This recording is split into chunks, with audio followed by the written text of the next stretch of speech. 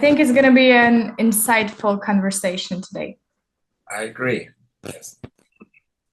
So the first question for you I got prepared is your view on what are the root causes of social disparity across the world, and is it feasible to resolve this issue?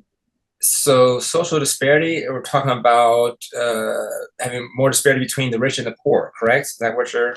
Yeah. So I think there's two things mainly that kind of contribute to that. One thing is I think corruption at the top, and I think no government is immune to the corruption. I think every government on the planet has some of that corruption, and in that corruption, they keep resources from people who need that. You know, housing, food, medical. And then the other thing, so I think even despite the corruption, I think the people have an opportunity to be self-sufficient. And in some countries, it's more difficult, but yeah, to be self-sufficient and in starting a business, growing your own food, taking care of your family. So I think, and people at the lower levels join together, families join together, neighborhoods, cities, and they can help each other out and to rise up out of their current station in life. And sometimes that can counteract what the government is doing if the government is suppressing people's rights and abilities to take care of themselves. Okay, what could you say about the global accessibility of education? I mean, mm, how may citizens of poor countries get an education? Maybe could online education platforms assist I think, assist with this? Sorry. yeah, I think that's the key. I think online education going forward is going to be the main way that people receive their information, their education, and so yes, if we can get internet to these poor people in Africa and Eastern, Europe and Asia and some of the Latin countries, give them access to internet, then yes, they have access, even a lot of resources to have free education and learn, computer programming and things like that. Even working on video gaming, you can learn some of that stuff online as well. So you don't have to spend thousands of dollars or rely on your government to pay for your education. You can do that on your own if you have internet access. So I think that's the key. All right. But I heard that there's a bad internet in Africa.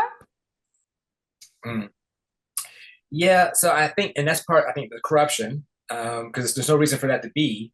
And I think there's people like maybe like Elon Musk, but with the Starlink, and they're trying to bring internet to the world. And so there's remote places in Australia, remote places in Africa, remote places even in Russia, where people, if they had the money to get a satellite dish, then they can have internet. And so I think that's what we need to push for is finding those funding resources to get people in these remote places internet so that they can have education through the internet. Speaking about Africa, I would like to discuss the well-known major issue in Africa is famine. Um, how could we address the food crisis and assist poor African countries in general? This is a tough one because then it's corruption again. And I do know that powerful countries like the UK, like the US, like Russia, like China have exploited, Africa. And so it'll start there. And so the citizens of those countries, of the United States, if anybody who is in Africa who is exploiting those resources and those people, so the citizens of the United States and France, UK, anybody who's doing business in Africa, citizens need to say, government, be responsible for how you're treating those Africans. Let's do better. Let them take care of themselves. Let's not exploit the resources. Let's let them profit from the cobalts and diamonds and gold and all the other stuff that they have there. Let them have that for themselves, for their own people. Could you please tell us about the present culture of information consumption? What do you have in mind? And what kind of changes has it faced in the last like 20 years? So information has gone two different directions, maybe three, I don't know. And one is a great thing, that we have more access to information. So right now, people are challenging a lot of things that's being told by the media and by the government, because there's other independent news sources who are giving us other perspectives, giving us other facts. I think that's very important.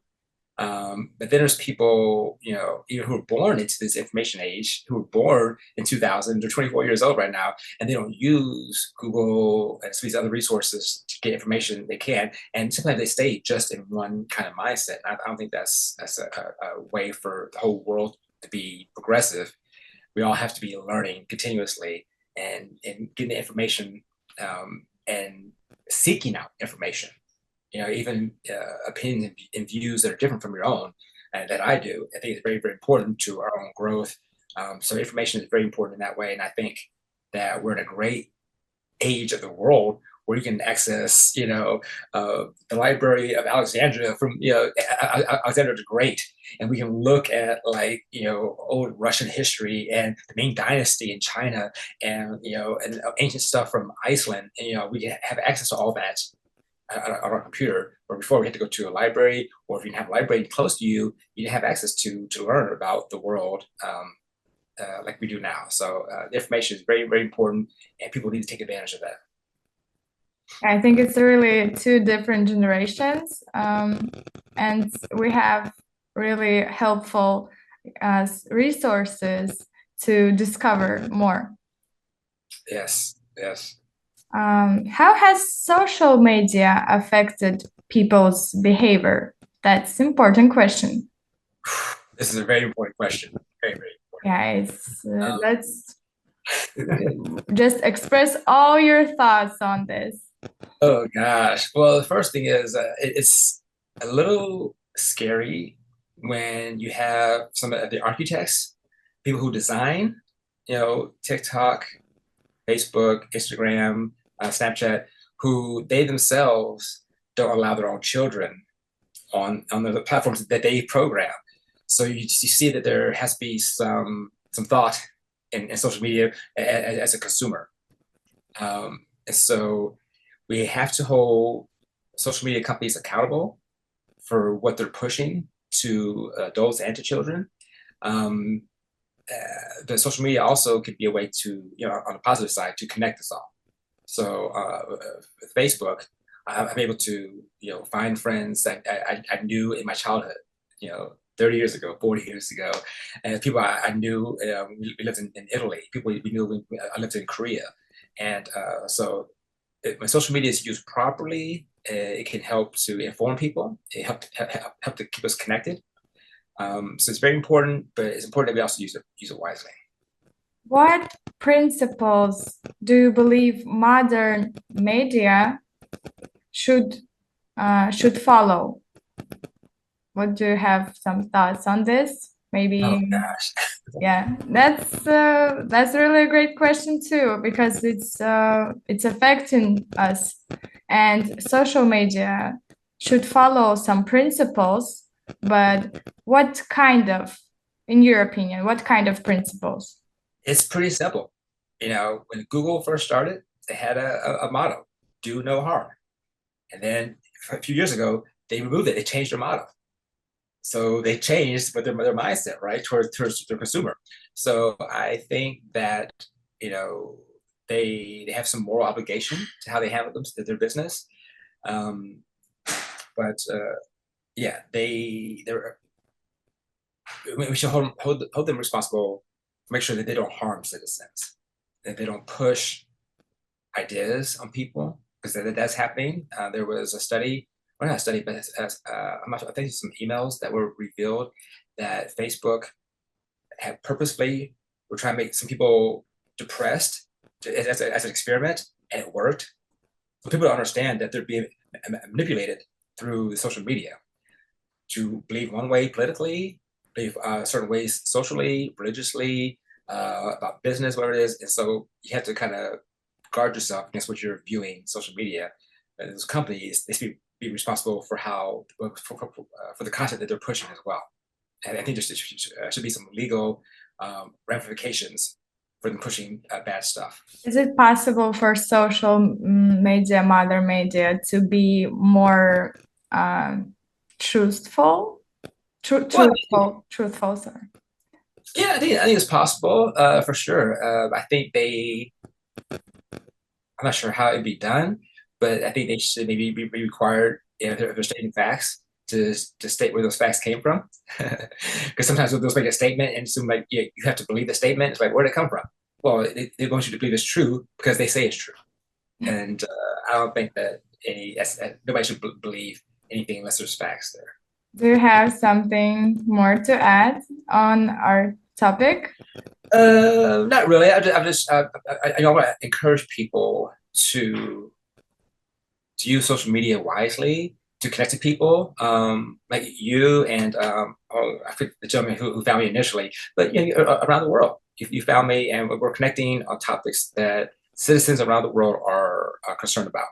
You know, my whole goal is to create content that's fun. You know, I'm a filmmaker. It's fun, but also challenges our thinking. And also, I want to have people who make people connected throughout the world. Because you know, if I were to sit down with you, you know, over coffee, yeah, we would find that, you know, we're very, very similar as human beings. You know, people want to love, they want to be loved, they want to, you know, they want to be successful. You know, at our core, all humans have the same kind of things that we want from life, right? You know, and so we want to find somebody to share our life with. You know, we want to have kids typically. You know, have a job that we enjoy or passionate about, and maybe make an effect on this world. And so if we get together outside social media or through social media, hopefully those are our goals, that we're working to unite each other, to help each other grow, and you know, and not be beholden to things we hear on the media, things that our government says. That we're like, no, we're gonna ignore that as citizens. That we're gonna connect. We're gonna have our whole you know, essence be about the average citizen and then small businesses. That's why I want to support small businesses and the average individual person. So when it comes to the big corporate entities and it comes to governments, let them do their thing. Let's take care of each other here at this level. I agree with that. What kind of message you would like to send to all people around the world? So maybe to our audience, or I mean, in general, to all people, all human beings. What kind of message you would like to say? Yeah, well, it's very important for, you know, the 7.5 billion people on this planet to understand that we, at our core, we're all humans. We're all very similar. We all have the same wants and desires and needs. And, you know, let's not be affected by things we're hearing with people. Let's talk. Let's communicate. Let's unite. Let's, you know, do better in our homes, in our cities, in our states, our countries, and it starts at this level. And if we join as citizens, as global citizens, we can make good things happen. That's so amazing words, and on this kind and good tone, we'll end our conversation. That's all. Thank you so much for participating. Thank you so much for your time. I appreciate and value it. Thank you so much. Bye.